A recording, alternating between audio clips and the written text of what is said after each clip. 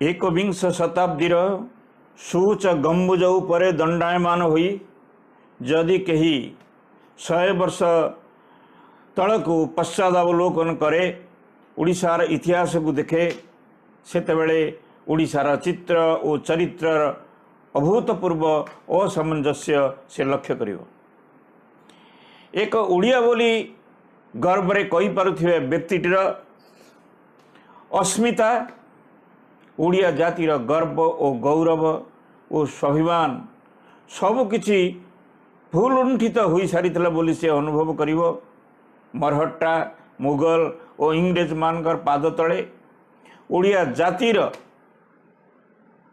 मस्तक जे अवनत हो सारी तार पादरे माटी नथिला, तार मुंड उपरे आकाश नथिला, ए कथा से अनुभव करिवो। घोर हीनमन्यतार शिकार होइथिबा ए जाति माटी को कामुड़ी भाग्य को आदरी केवल बंची रही जहा 19 शताब्दीर तृतीय दशक एपरी जड़े जाति प्राण व्यक्तिंकर यही ओडिशा माटी रे आविर्भाव हैला। जी कहला जातिर काने काने उठिबु तु आउ केते दिने पूर्व गौरव पूर्व कीर्ति पड़ू नाही कि तोर मने। दक्षिण ओडिशार ललाट पटरे 19 शताब्दीर शेषार्ध पर्यंत केउ अपदेवता दुखर कालीमा सते जेपरी लेपन कर देथिला, जा फल ओडिशार सब किछि यार अर्थनीति राजनीति संस्कृति एवं आत्मगारिमा सब किछि माटी रे मिसी जाइथिला। नौंक दुर्भिक्षर ताड़ना ओडिया भाषा विलोपर चक्रांत और नूतन शिक्षा नीतिर प्रचलन जेतेबेले ये जाति को रसातलगामी करिथिला, ठीक सेतिकी बेले उत्कलर पगड़ी पुरुष मुकुट विहीन सम्राट मधुसूदन दासकर कटक जिलांतर्गत सत्यभमपुर ग्राम रे आविर्भाव होइथिला। ओडिशा ओडिया जाति और ओडिया भाषा पाई तांकर प्राणोत्सर्ग होइथिला।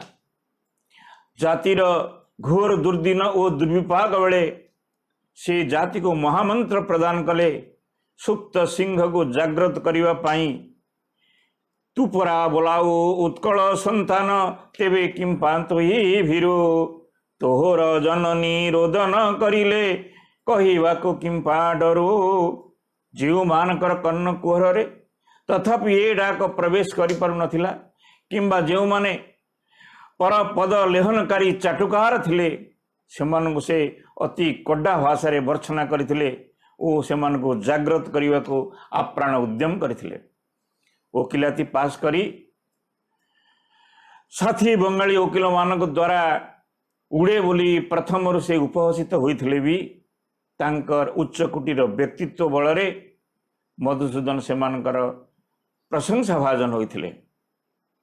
पुरीर गजपति उआस रे से दिन प्रवेश करी राजमाता सूर्यमणि देवी को मधुबाबू अनुरोध करथिले, राजमाता आपण केवल यही वकिलाती नाम आपणकर दस्तखत कर दिंतु, मु श्री मंदिर को इंग्रेज सरकार कबल छड़ाई आनिबी। अविलंबे दस्तखत मिलगला। तेबे राजमाता तांको उत्तर रे कहिथिले, वकिल आपणे कहउछंती लोके माने आपण खिरस्तानी, तेबे फिरिंगी मानक विरुद्ध रे लढिबा पई मो पाखरे एते पैसा कहीं। मधुबाबू कहते से चिंता करिवे नहीं राजमाता, मु जहा प्रतिज्ञा करिछि ताहाकु सफल काम होगा पाई निश्चय चेष्टा करी। अविलंबे दस्तखत मिलगला। आउ एक दिन रे खाली बंगाली कहीं ओडिया बिहारी तेलुगु और तमिल माने मध्य तांकर जयगान कले, उच्छ्वसित प्रशंसा कले। जो दिन तांकर वाग्मिता तांकर आईन संबंधी दक्षता श्री जगन्नाथ मंदिर को पुनश्च गजपति को फेराई देथिला।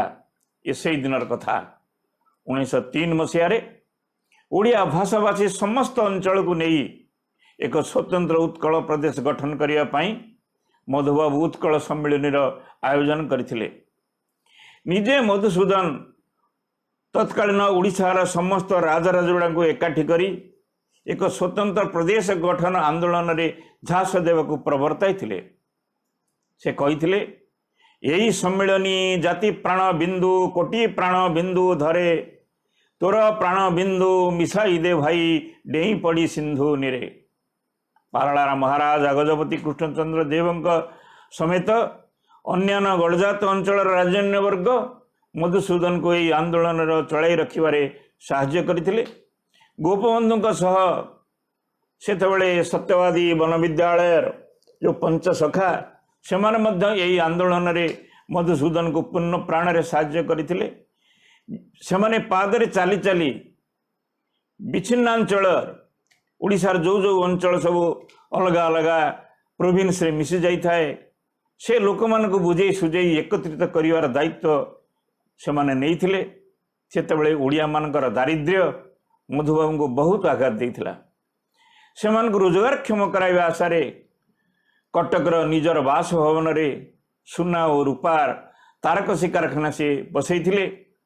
ओडिशा और ओडिशार कारीगरी कौशल को भारत वर्ष रे विदित करिवा पाई सुनाम अर्जन करिवा पाई से उत्कल टैनेरी नामक एक जोता कारखाना बसाइथिले। यह समस्ते जानिछंती।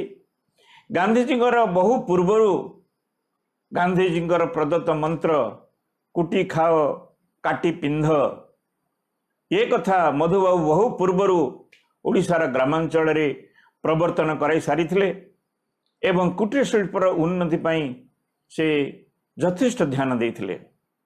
मधुबाबू अनुभव करथिले जे जेते दिन पर्यंत ओडिशा रे नारी शिक्षार जागरण न होईची सेते दिन पर्यंत ओडिशा निजर ऐतिह्य और सम्मान फेरी पाइब नाही। तांको 61 वर्ष बयस होइथिला बेले 1906 मसीह रे निजर पालिता कन्या शैलबाला को से केम्ब्रिज पठाइथिले शिक्षयित्री तालीम नवा पाई एवं सेठारु आसी से प्रथमे शिक्षयित्री होइथिले। कटक ठारे एक बालिका विद्यालय से प्रतिष्ठा करथिबा संगे संगे निज बासभवन रे शैलबाला महिला कॉलेज से आरंभ करथिले। मधुबाबू अंगे अंगे अनुभव करथिले जे नारी शिक्षित हेले जाति शिक्षित हेबो। आ नारी जाति जदि भोटदान अधिकार वंचित होती ताहले मध्य पुरुष और महिला को सबु क्षेत्र रे समान अधिकार प्रदान करा जायछि बोली कहि हेबो नाही। मधुबाबू प्रचेष्टा रे महिला माने भोटदान अधिकार प्राप्त होइतिले एवं कहियो बाहुल्य जे पुरुष मान सहित पादरे पाद मिले कांधरे कांध मिले चलवा पाई मधुबाबू बहुत किछि कार्य करथिले। उदाहरण स्वरूप तांकरी प्रचेष्टा रे सुधांशुवाला प्रथम महिला वकील भाव रे गौरव अर्जन करथिले। साहित्यिक सुरेंद्र महांती एकदा कही गोटे जातिर आत्मार उन्नति बा अवनति तार भाषा और साहित्य उपर निर्भर करे। मधुबाबू यह मर्मे मर्मे उपलब्धि करथिले। ओडिया भाषार पुनः प्रचलन ओडिशा ओडिया स्कूल हेबा पई से दाबी करथिले एवं सेथे मध्य से उपकृत होइथिले। ओडिया जातिर प्राण केन्द्र ओडिया भागवत बोली अनुभव करी से प्रत्येक ओडिया घरे यार पठन और चर्चा हो बोल इच्छा करते। से कहते मु ख्रीस्टियान होई पारे किंतु ओडिया मानकर मर्मस्थल जे श्री जगन्नाथ एवं तांको केंद्र करी जेते साहित्य पुराण और दर्शन रही से सबको प्रत्येक ओडिया पाठ करवा उचित। से उपेन्द्र भंजंग ठारू आरंभ करी बहु पुरातन कविमान को सम्मान करुले। 1907 मसीहा डिसेम्बर 17 तारिख रे श्री अरविंद द्वारा प्रकाशित वंदे मातरम पत्रिका रे निजे श्री अरविंद मधुसूदन को लक्ष्य कर लिखिथिले गोटे जातिर अंतर्निहित समस्त शक्तिर जागरण नहेले से जातिर उत्थान संभव नुहे। ओडिशा रे यही जागरण एवं आरंभ होइछि। वास्तव रे यह मधुसूदन लक्ष्य कर ही से श्री अरविंद कही 1 कोटी ओडिया को एकाठी होई उत्कल जननींकर स्वरूप देखिबाई व्याकुल हेबाक से आह्वान देइथिले।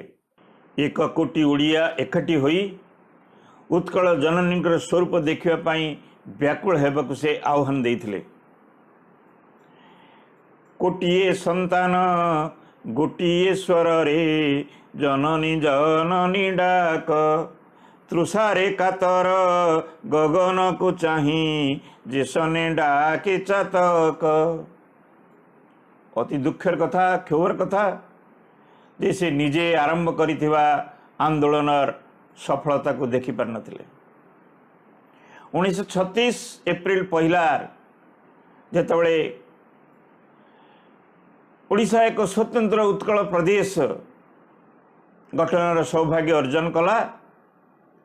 यार 2 वर्ष पूर्वर से तांकर इहलीला संवरण करथिले। से मरी मध्य अमर हो जाइथिले।